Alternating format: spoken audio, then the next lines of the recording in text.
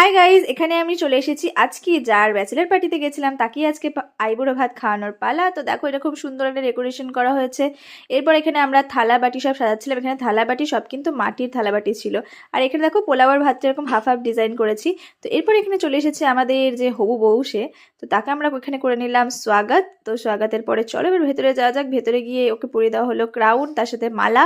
তারপরে একে একে সবাই করে দিল আশীর্বাদ। তো এখানে যেটা ছিল মেনুতে সেগুলো দেখিয়ে দিই। প্রথমে ছিল একটা কেক, তারপর ছিল স্যালাড, তারপর 5 রকমের ভাজা, ভাত, পোলাও, মাছের মাথা, তারপরে ডাল, শুক্তো, আলু পোস্ত, চিকেন, মাছ, চাটনি, পায়েস, 5 রকমের মিষ্টি, অনেক কিছু। তার সাথে আমরা দিয়েছিলাম একটা শাড়ি।